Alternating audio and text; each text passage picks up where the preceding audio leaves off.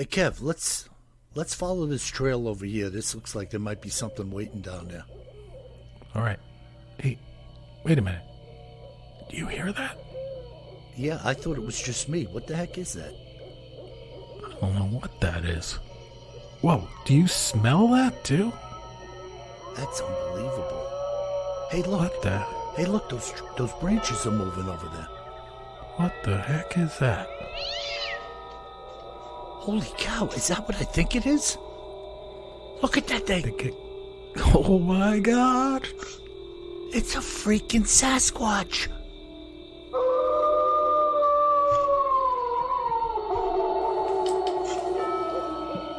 Welcome to the Bigfoot Terror in the Woods Sightings and Encounters podcast. I'm your host, W.J. Sheehan. Hello, everybody, and welcome once again to our show. My name is W.J. Sheehan, author of the series of books Bigfoot Terror in the Woods Sightings and Encounters, volumes 1 through 9 available at Amazon in paperback and ebook, and at Audible.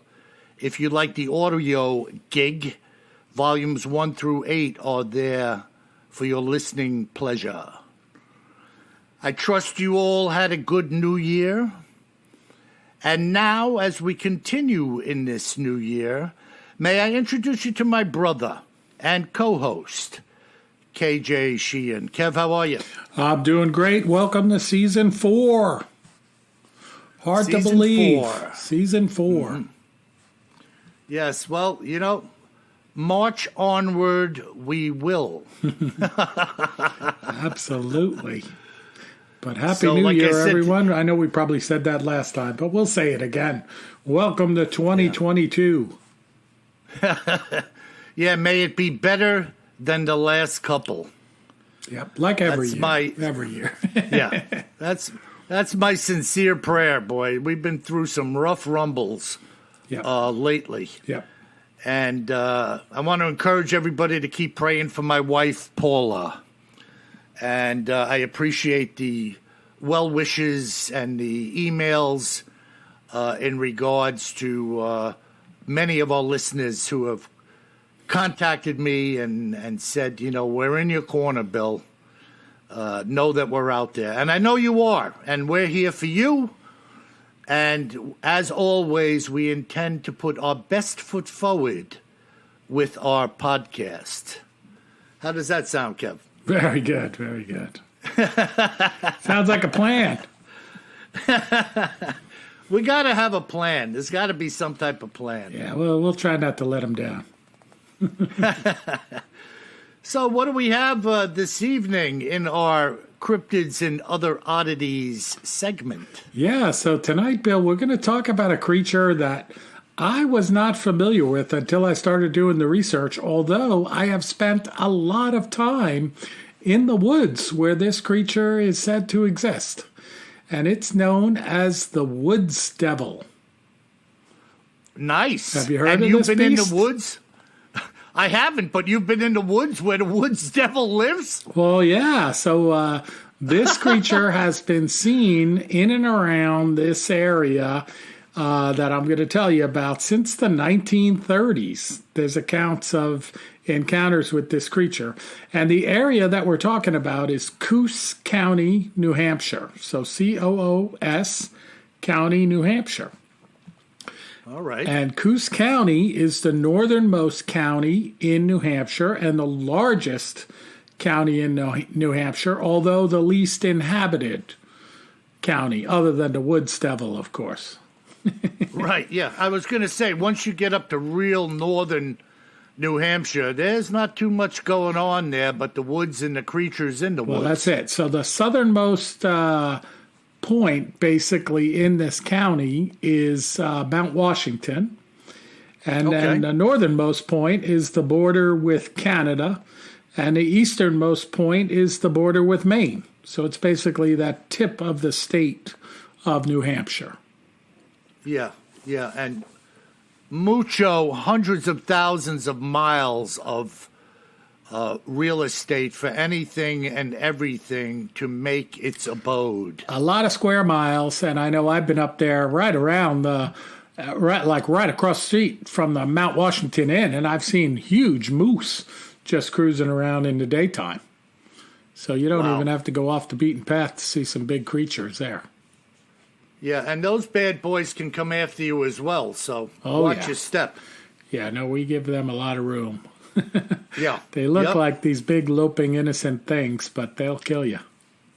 Yeah, no, they can put that rack down and start coming at you, and you better have a tree to climb. So, or keep a tree between you and that rack. Yeah. You'd be like Curly on the Three Stooges dancing around a tree going, whoop, whoop, whoop, whoop, whoop, whoop, whoop, whoop, whoop. Yeah, so these critters, Bill, it's pretty interesting. They're at least 7 feet tall, so like 7 to 9 feet tall, most of the sightings. But they're extremely thin. So tall like a Bigfoot, but extremely thin. So think like very skinny and gangly and 7 to 9 feet tall. It's a little bit along the lines of like some dog man descriptions. Yeah, kind of, but no muscles at all. And typically talked about as covered in gray fur or light gray fur. Huh. And basically, we're going to talk about one of the accounts here that's been published soon. But basically, these creatures are said to they have the ability to hide right behind a tree because they're so tall and skinny. And they're very elusive. So, like, if they think that humans are around, they will get behind a tree and not move until they believe that the coast is clear, so to speak. So they don't seem to be aggressive, Not at all. Hiding out. No, so I think, if these creatures exist, they're different than like the typical Bigfoot for sure. Not only in their appearance, but it's a different creature. Yeah, definitely something else going on there, Yeah, and they say also that they will if there's not a tree right there, they'll just stand up tall and not move, and they can appear to be like a tree that's cut off, 7 or 8 feet off the ground. Yeah, and how many trees out there like the oaks around here? The bark looks gray. Oh, absolutely. Yeah. So, it's kind of like looking at a deer out in the woods. Unless you really have a trained eye, they can just stand still somewhere. You'll never even notice them standing. Yeah, and a deer is a different shape even than a tree. You know what I mean? Versus something vertical like that, you're not going to pick that out if it's not moving. No. Your brain is very sophisticated and your eyes are very sophisticated, but they're looking for that thing that looks different, not the thing that looks the same. And, how many people that I can recollect have initially mistaken what was a Bigfoot for a dead tree. Right, exactly. If they're just standing still, they're dark, they're just not moving. It's another vertical line in the forest. What makes you think it's anything other than another tree or a stump or anything else? You wouldn't even recognize it. Yeah, we've reviewed a couple of those modern day videos too, Bill. Remember where like that Bigfoot is staying very still in the trees, and you only start to see it when it starts to sway a little bit left and right. And you're like, whoa, right. I didn't even see it there. Yeah. Yeah, if you're looking. That was after you're looking for it. Yeah. Right. So the eyes have to first be drawn to the prospective target, and then you have to be patient enough to be watching or willing to observe a little deeper to see what is it I'm looking at. Yeah, and most people just walk by. Yeah, and just by the nature of their fur, whether it's a Sasquatch, Bigfoot, or in this case, these woods devils, they have that kind of virtual ghillie suit on too. So if they're not moving, you can't see them. Yeah, no, it's very difficult. Yeah. So what about these woods devils? Where have they been, seen or sighted? Yeah, all around this Coos County in the northern part of New Hampshire, in the White Mountains there. And the witnesses that have seen them say you could almost walk directly into a wood devil before you'd ever even know it's there.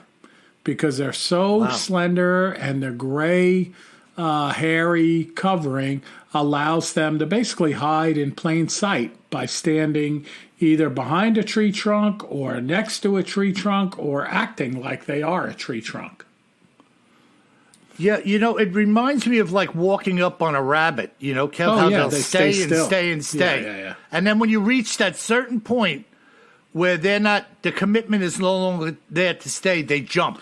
Right. So these witnesses, by the way, unlike a rabbit, they say once spotted, these creatures, they emit an awful, heart-wrenching scream.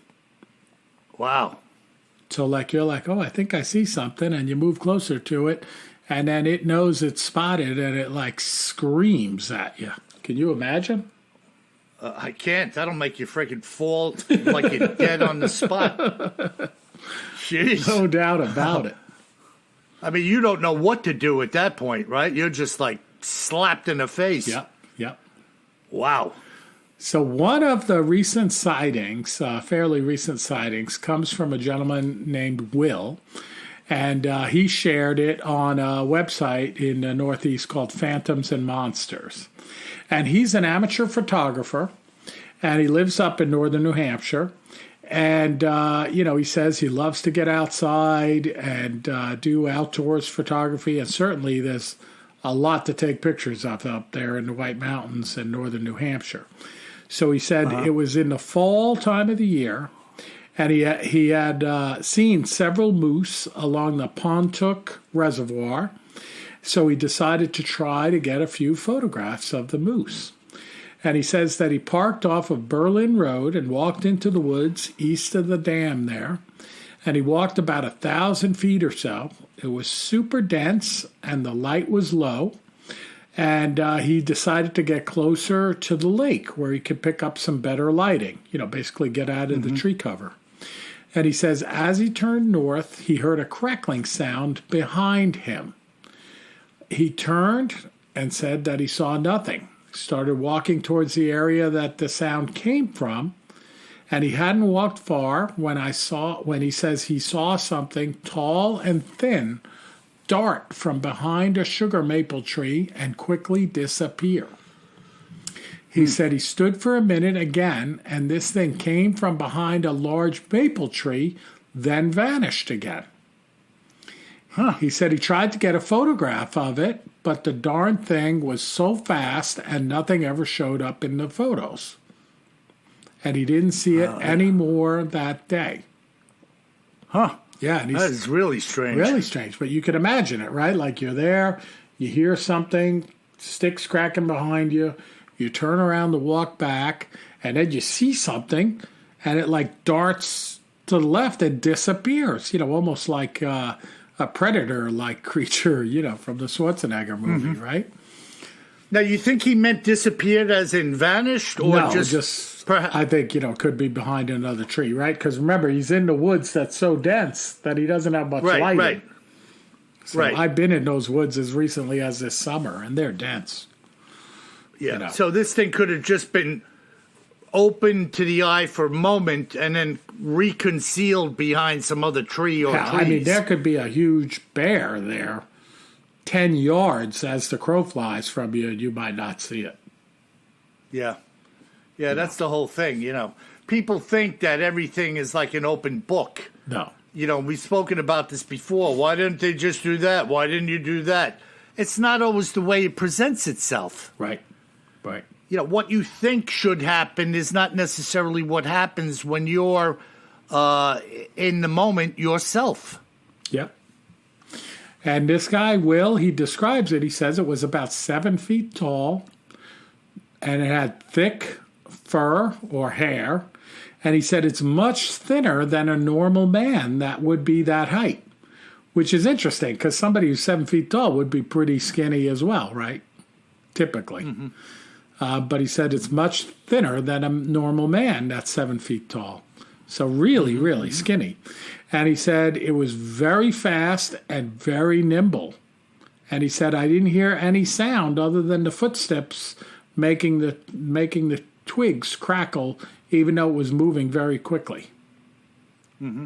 So Pretty cool, right? I mean, and he went back to this site after that day, and he hasn't seen another one. Huh. Well, I don't know if you want to see another one. Yeah, it's a little, it's on the borderline of, not just a big, scary creature, but a little spooky too, right? Yeah, but the fact that he went back, I don't know, some people are weird, man. It's almost like they're inviting trouble, or they're incapable of making a rational decision as to what's the best course of action. Well, don't forget he lives there. You know what I mean? It's like it's his woods. Like, right? It's not likely that he'd never go back into the woods. You know what I mean? Like, under any circumstance. I mean, people get bitten by a shark and they go back in the ocean. No, I know, and it's a weird thing because it wouldn't be what I would do. Oh, I would. I hope I don't get bitten by a shark, but I love the water so much I'd go back in. All right. Well, I mean, there you go. Different strokes for different folks, Yeah, that's the woods devil. So, wow, pretty interesting critter, and I hadn't heard of him before, and I'm definitely going to look into him a little bit more. And next time I'm up in Coos County, New Hampshire, I'm going to take a look around. And our listeners, please, I know a lot of you are up there in New Hampshire and Maine and northern Vermont. Let us know, if you've seen this thing. Yeah, now there's no doubt about it. I am sure there are more people out there that know of or have had an encounter or know of somebody who has or who has spoken of it. And the question is, will they and are they willing to come out of the proverbial closet and share it with us in the audience? And that's what, of course, we encourage everybody to do. No doubt, yeah. Yeah, and Kev, why don't you tell everybody where they can get us if they have some information? Yeah, Bigfoot Terror in the Woods, contact us. And, all of your contacts with us, we leave them anonymous unless you tell us otherwise. We'll probably leave them anonymous anyway, even if you tell us otherwise. And even in our listener mail, which all comes in through that same path, BigfootTerrorInTheWoods.com, contact us. We don't mention, your last names or anything like that. So, right, and that's just the way it is. Yeah. We appreciate all the contact, and we appreciate the sharings of sightings and stuff like that. So, it keeps us and we have going. a lot of it. Yeah, we have a lot of it, but we need more.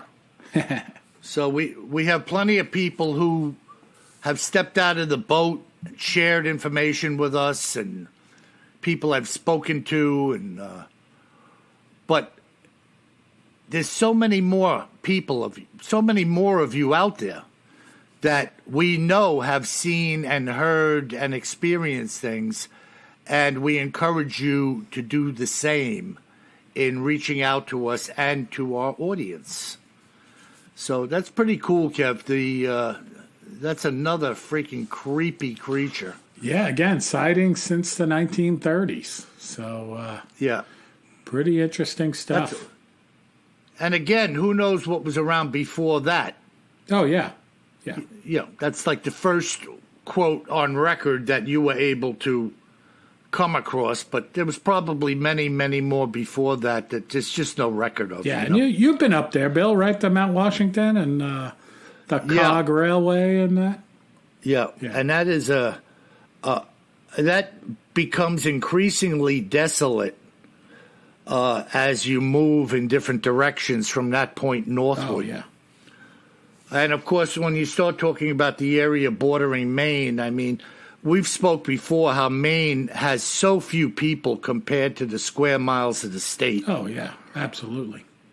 That's just like no man's land of woods, water, and trees. It's a big state. Again, I was up there this summer again, and just even driving down the coast, how long it takes to get from A to B is shocking when you're up there. You're like, oh, wait a minute.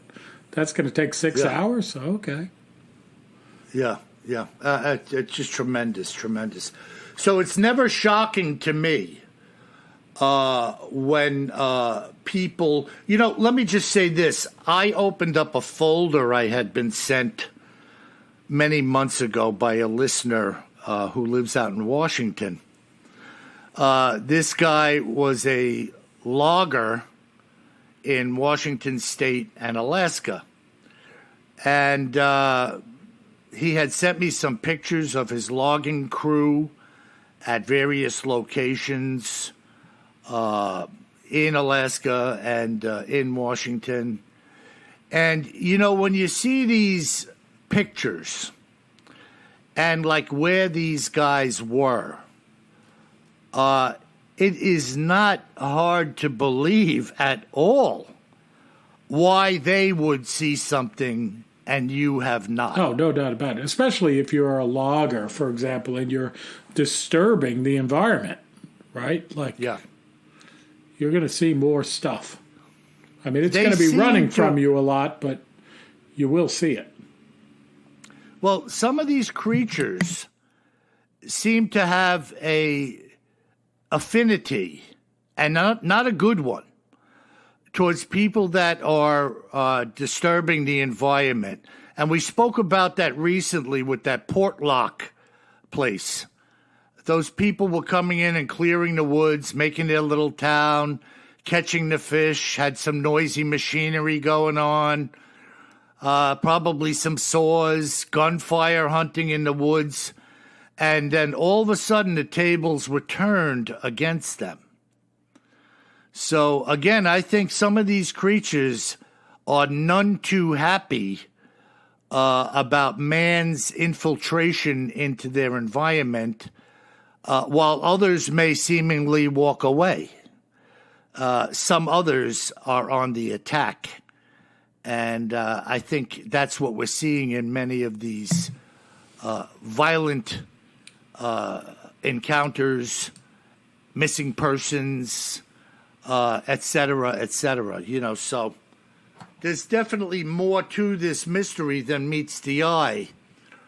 And when I looked at the logging pictures and looked into the distance, these vistas, these vast valleys and mountainsides, like these guys got dropped in onto an unknown planet to do their logging work, it is not hard at all to take a jump and say that surely there is room enough just in that picture frame for some monster to be living out there and hunting and moving about.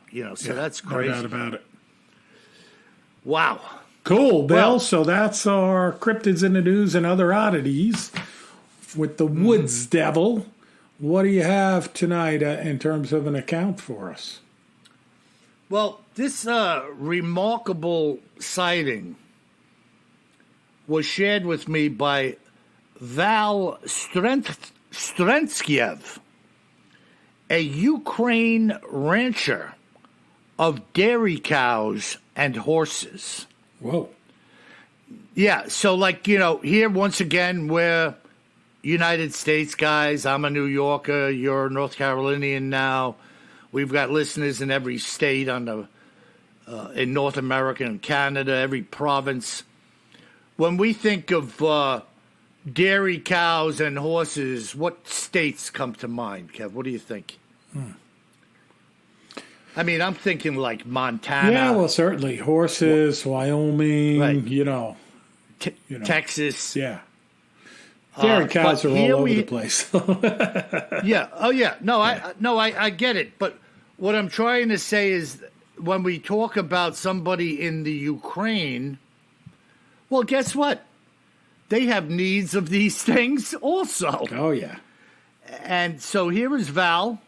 And let's get into this here. This is a really, really interesting sighting that this guy had. In the early winter of 2014, I had taken a run early in the day, basically to inspect some of the fencing in our pastures and to relax. The day was pristine, having had about 5 inches of snow overnight. My family's farm or ranch was generational, having been owned and cared for by many of my ancestors going back to the 1800s. The setting that I want to present to you is the reason why I sent you the photograph. The photo, however, was taken just last week.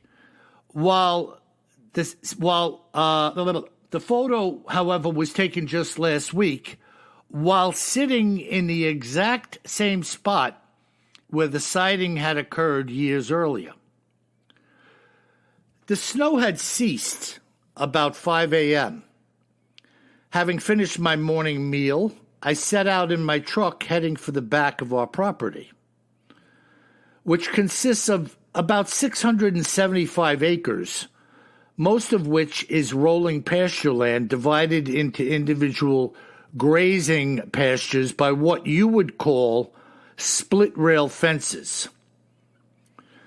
I had stopped my truck to smoke and was facing forward, seeing what you are looking at in the photo, only covered in a fresh blanket of snow. As you can see from the photo, there are about 7 or 8 individual pastures rolling up the slope of the mountainside, which is abutted by this pine forest. I had been sitting in the truck for about 20 minutes with a foggy kind of morning mist flowing down over the side of the mountain, wafting over the trees and down into the pastures. I distinctly remember the sun was very bright that morning, and the mist or fog was beginning to dissipate, to the point where there were individual little clouds, if you will, floating down through the pastures now. At this point, I was packing my pipe when out of the corner of my eye, I believed I saw a tall, dark figure enter the forest about 200 meters ahead of me. As you look at the picture, the lane or passage that is visible on the left-hand side in the distance, which somewhat divided the forest from where I first saw the creature. What I saw would be similar to you seeing the last second view of somebody ducking into a doorway. The truck I was driving was actually Soviet Army surplus, a flatbed with a stake body and painted in what would be considered camouflage. The road leading in was located at a relatively high point, with the highest of the pastures sitting well below my position. Now, I had been in this forest many, many times before, where whatever this was had gone. It's extremely dark, even in the brightest of sunshine, due to the extreme size and dimensions of the trees which form it. I began to concentrate my gaze into the trees, hoping to gain sight of this being, just as one of these drifting clouds overtook me and my truck, completely obscuring my view. In my mind, I was growing anxious as to what I should do. In other words, to get out of the truck or to wait for the cloud to move by me. Having chosen the latter, about 3 minutes went by, and the cloud had passed fully by me. I was now once again looking at the trees. If whatever I saw was to pass directly through this area, it would have to emerge from the woods, virtually immediately confronted by the fence line next to the trees. So I waited and I watched. A moment later, walking out of the trees on 2 legs appears what I would call a Yeti, as you would call it a Bigfoot. It took 2 steps out of the trees, extended its arm to the top rail of the fence. As its arm extended, it was already lifting its leg to clear the rail when it tumbled forward in the snow. What I had missed in those seconds and had only realized later upon further investigation was that the rail had collapsed when the creature leaned on it, causing the beast to fall forward headlong into the snow. I remember it flipped around a couple of times, as though it had been hurt, but then it quickly got to its feet, throwing its arms in the air as though we would, saying something like, "What the heck?" The creature kept walking across this particular pasture, approaching another fence, and this time it stepped right over it with no use of its hands. These top rails, by the way, were all placed at about 2 meters, so this was no ordinary man stepping over it. Having cleared the fence, I now realized the Yeti would be re-entering the adjoining forest in a matter of seconds, disappearing from view. I decided to beep the horn and see what would happen, and so I did. As the horn sounded in this valley, the creature lurched to its right, looking directly at me, and froze. At that moment, I felt as though our eyes were meeting, even though it was perhaps 150 meters or better away, and it stood perfectly still for about 30 seconds. It then proceeded to turn away, and with several long bounds cleared the field and remaining fence and was gone. I sat there for about an hour, trying to gather my thoughts about what I saw, and decided to leave and come back later to inspect the area where it had traveled. Later that afternoon, my 2 sons and I returned, both of which were more than a bit excited to see what, if anything, could be found. We were armed as we exited the truck and began the descent into the pastures.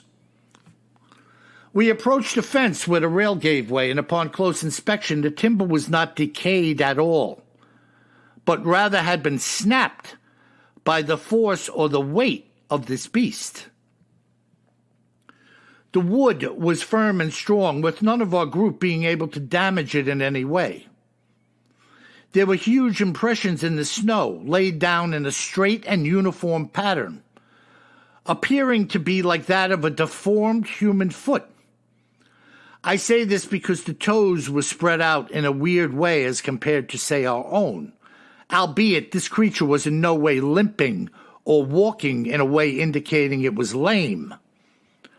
We then walked back to where I had first seen it entering the trees, where we were confronted with a long line of visible tracks coming down through the break from an elevation of about 400 meters above us, which was also forest.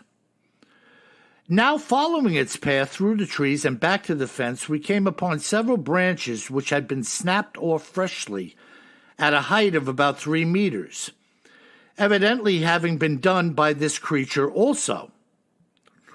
Emerging from the woods, we walked down to the point where we had been staring each other down before the Yeti left my view. Now standing where it had stepped over the fence before re-entering the forest, I stood there dumbfounded. The beast had to have been better than 1.5 meters at the crotch to clear this fence in a stride, which left me thinking that it had to have been perhaps 3 meters or so in height. Its color was brown, with what appeared to be like reddish undertones, and appeared to be some 300 or 400 kilos in weight. The body was thick and uniform in its dimensions, and appeared to be sturdily constructed, with arms hanging down near to its knees.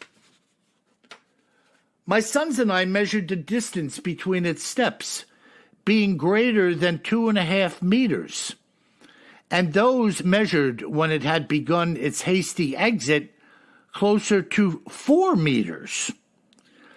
Since that day, we've seen nothing more of the beast, having looked for it in earnest.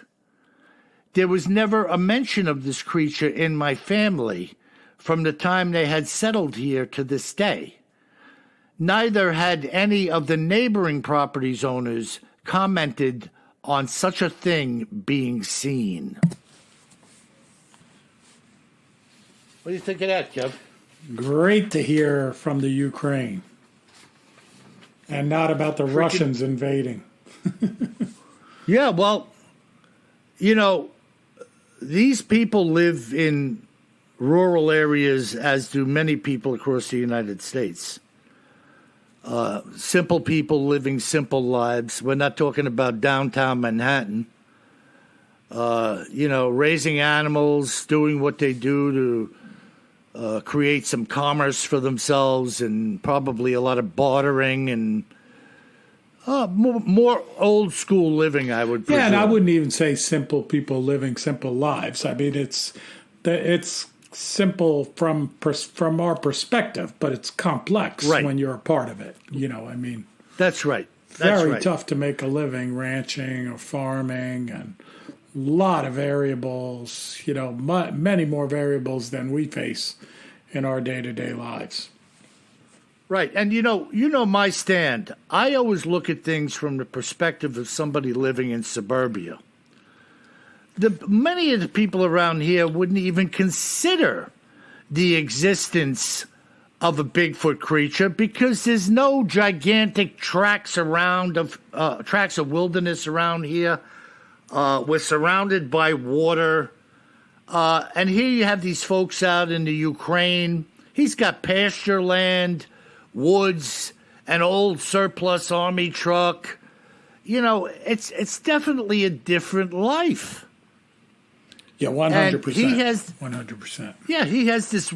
It's like talking to somebody, which I do regularly in Wyoming or northern Alberta, or my buddy the logger. It's a different world from their perspective than that which I live in. Yeah, no doubt. A long, thin island with 7 or 8 million people on it is different than, a giant square state, country, or province with, a fraction of the people living in a giant place, Yeah, exactly. Much different opportunity to see critters of all sorts. For sure. Sure. And I've always said, Kev, that I don't get down on people for their descriptions. There's always people chiming in and, nothing weighs that much. It must be fake. There was no snow over there and this and that. I don't buy into all of that nonsense. I let the people talk. And if somebody says 2,000 pounds, maybe it was 800 pounds. And in the moment they said it was 2,000.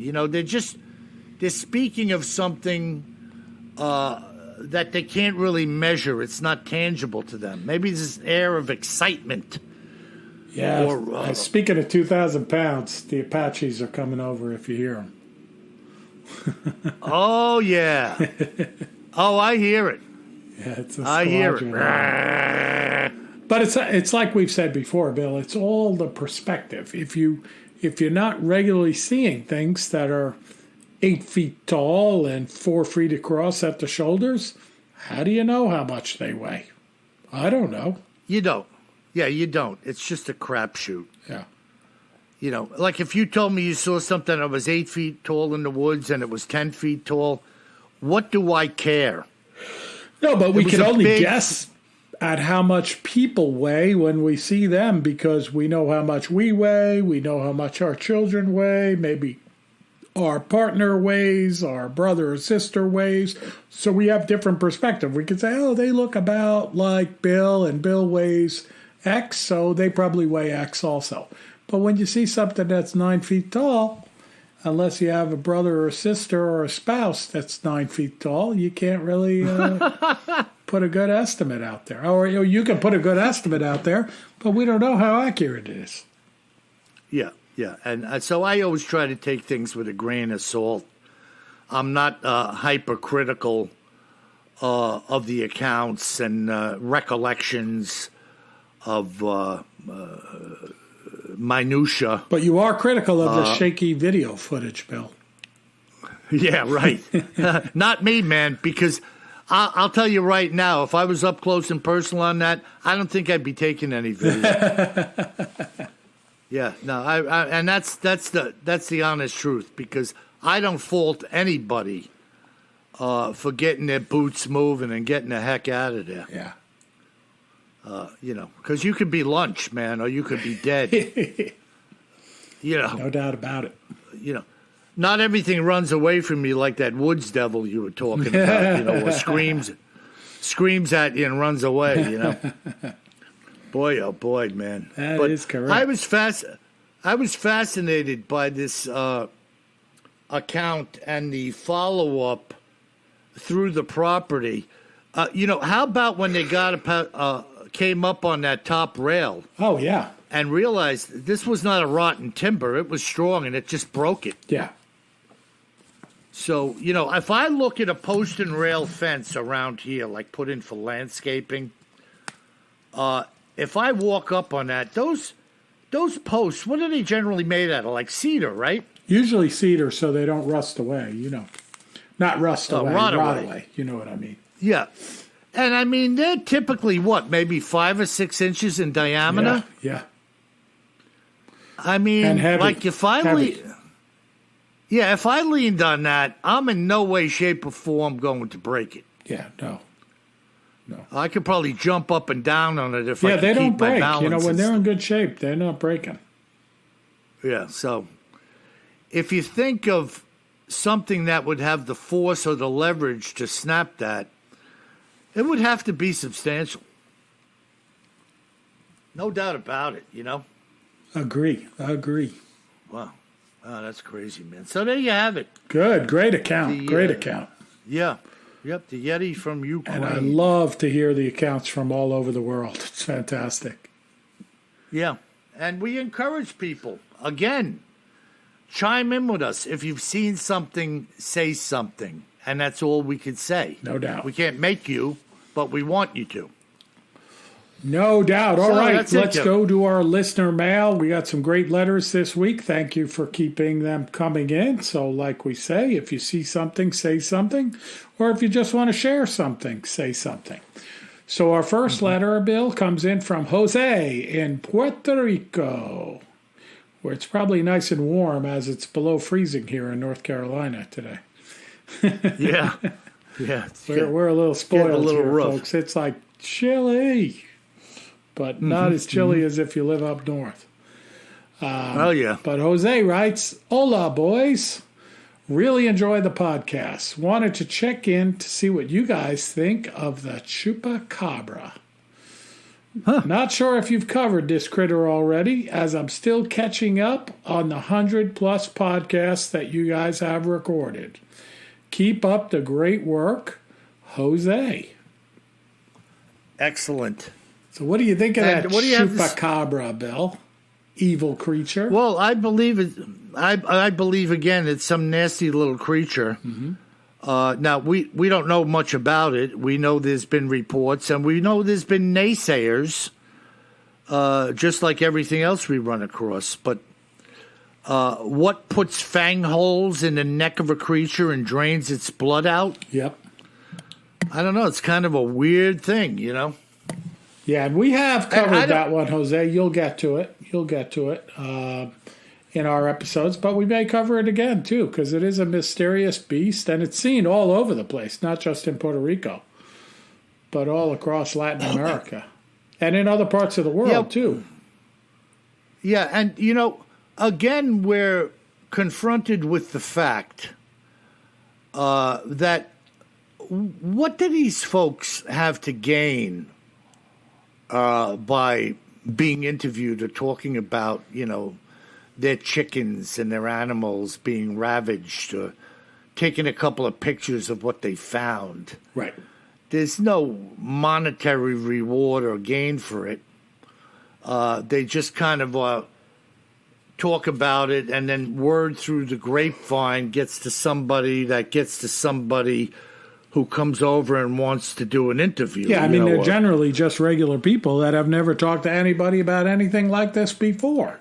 And we'll never talk to anybody about it again either. So that's right. Once the interview's done, right, they go back into obscurity. Yeah.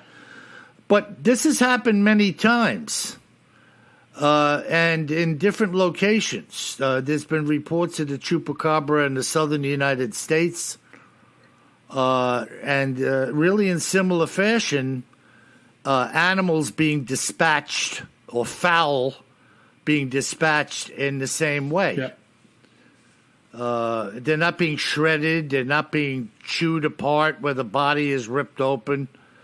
Heck, a hawk could do that after it's had its fill and leave the Well, rest yeah, there. and that's you the know? weirdest thing. Like a lot of these things are like something gets into the hen house, but Yeah. they're not torn apart. They're not missing. They're just bitten in the neck and like their blood was drawn. Whereas, like foxes, a lot of my friends have chickens around here. It's a very regular thing that these crafty foxes, figure out how to get into the hen house, even when it's locked, latched, double latched, whatever. Over time, they're just like the foxes of the childhood cartoons. So, they're crafty and sly like a fox. They get in there, but they don't just bite a chicken like the chicken is torn to pieces and eaten, Yeah. No, they do a job on Yeah. it, That's the big mystery here. Right. So the chupacabras, from the onset, seems to be more interested in just the blood. Yeah, that's the way it seems, at least. Yeah. So we don't know. And again, if you know any more about this phenomena, certainly, I hate to beat a drum, but let us know. No doubt. Let us know what you've seen or what you know. Because it's all very mysterious to all of us, and we're here to present mysteries and try to give reason to believe in mysteries, and in some cases try to solve some mysteries. So, no doubt about it. yep. All right, So, our what next else we got? letter. We leave Puerto Rico, and we go to the great state of Montana to Buddy. And Buddy writes, "Hi, brothers. Really enjoy the podcast, and I have 3 of your audiobooks, too. My favorite accounts are the freaky encounters with the hairy man, where it also involves a UFO of some type. Do you have a particular favorite in this category?" And I'm sure you do, Bill. Thanks. Keep up the great work, Buddy. My favorite is one that we did, and believe me, we'll get around to everything at least twice. I've said this to my brother, that there's always new people chiming in, and some of these accounts are worthy of repeated mention, just like the Patty film or anything else. You know, I never get sick of seeing that film. Right. And my favorite encounter was the one from Northern California, where those group of kids went out for a little beer drinking party at night. You remember that, Kev, where they first saw the blue light glowing behind the mountain. And then the light appeared coming over the mountain, and they realized it was a saucer. Is that the one that pulled the Bigfoot up on what I would call the tractor beam, kind of carried it up to the saucer?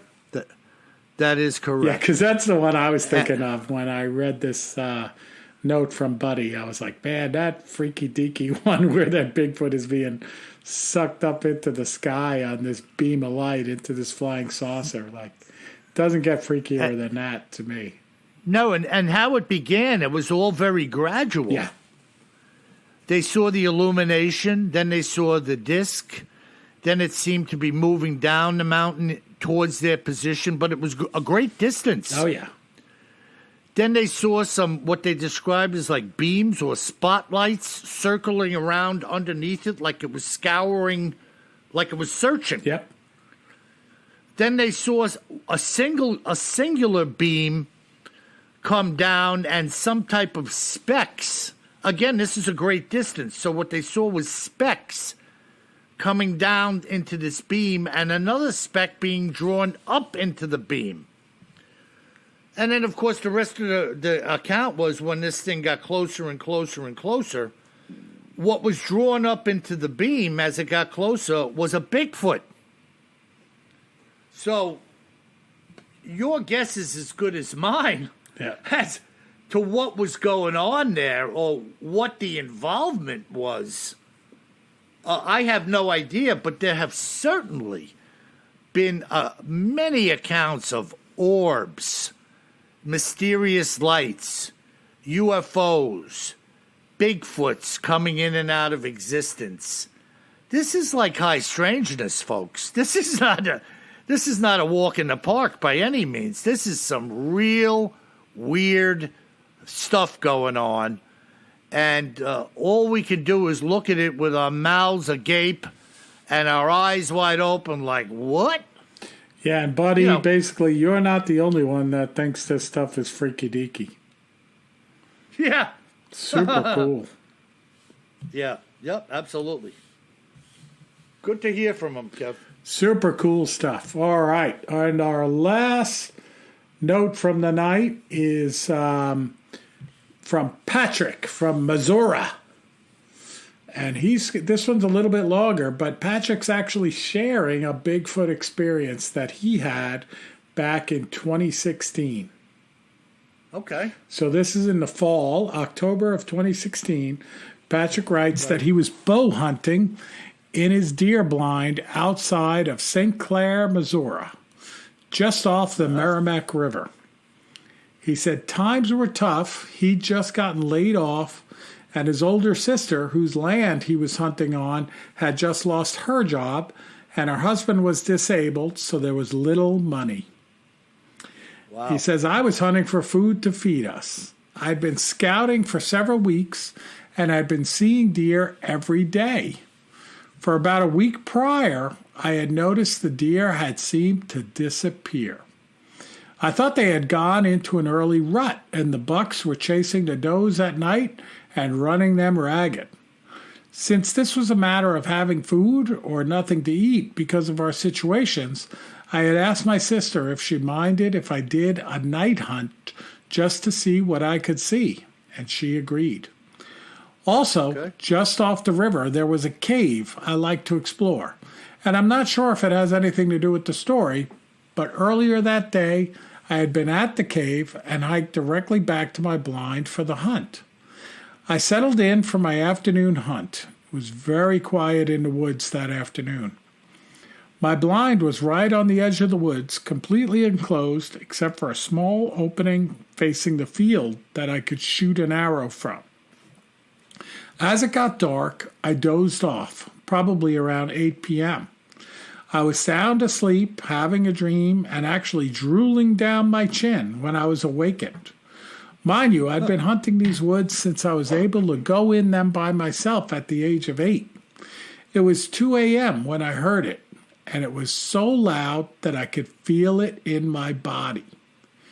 It couldn't have been more than 20 or so feet from my blind, from the sheer volume, but I couldn't be for sure since I didn't see it. When I first awoke, my first thought was, is that a gorilla? Because that's what it sounded like. It sounded like a severely pissed off silverback gorilla breaking branches, trees, and whatever else was in its way. Then it started making another sound. I thought to myself, is this a howler monkey? Because it sounded exactly like the screams and howls that a howler monkey makes. Yeah, then it got absolutely terrifying. It started making a noise I had never heard before. It started making a snarling, growling sound. At that point, I started praying to God because I didn't want to see what was making these sounds. Yeah, I don't blame him. No doubt. I was sitting up in my chair, crossbow against my chest, looking into the field through the small hole, wondering what I could do if I saw it. All the sounds were coming from the woods behind my blind, and I could feel the vibrations in my body. It was the most terrifying experience of my life. The beast eventually left. I was too scared to leave my blind for fear it would get me. A couple of hours later, I heard it in the distance making the same howls, but it was much farther away. I eventually fell asleep, but when my alarm on my phone went off the next morning and woke me, I ripped the battery from my phone to silence it because I was afraid the beast would hear it and come back. I stayed in the blind until it was sufficiently light before I went back to my sister's house. I told her about it, and she told me that she heard screams that sounded like a woman ever since she lived there, and that on a couple of occasions she heard bipedal movement behind her house by her bedroom, And on one occasion, she had found reddish-brown hair about 4 inches long the next day on the barbed wire fence. But that was back in the 70s. I told my oldest daughter and her boyfriend, who was 17, about my encounter.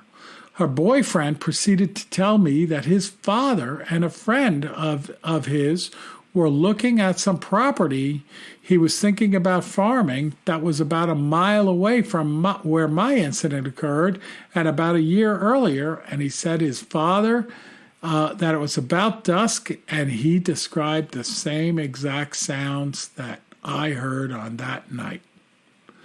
Wow. I love your show. Keep up the great work. Sincerely, Patrick. Great account. Yeah, and you know what? One thing that jumps out of that to me, Kev, was, do you remember the account of the guy, the bow hunter in the tree stand in Tennessee with all of the owls and everything? Yep. I remember him saying it was in that moment that I was wishing I had brought a gun instead of a bow. Yeah, even a crossbow. I'd rather have an AR-15.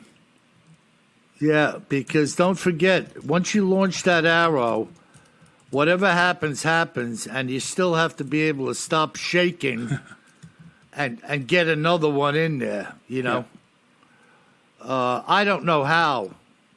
Jeez, I can't even venture to say my own feelings, what they would be given that guy's same circumstances, because the sighting didn't end quickly. It was like, I shouldn't say the sighting, but the experience didn't end quickly. It had layers to it. Oh, yeah, no doubt about it. And I can only imagine the out-and-out fear of just one thing after another hitting you, and you haven't even dealt with what hit you first. Yeah. And the thoughts of the gorilla, the screaming monkeys, what the heck is going on here? Yeah. Wow. No doubt about it. That is bizarre. That is really bizarre, man. Well, another great email coming in. Another account followed by the Woods Devil and this guy sighting a Yeti in Ukraine. Where does it end? I say it doesn't end. You know, we'll just continue down the road and continue to present that which we have to offer, you know, and that's really all you could do.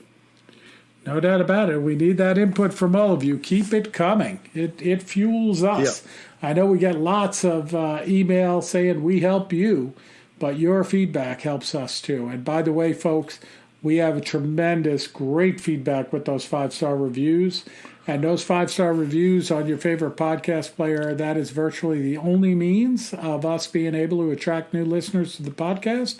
And by getting new listeners, we're able to keep the podcast on a regular schedule and continue to increase the quality of the podcast. So keep those 5-star reviews coming. Absolutely.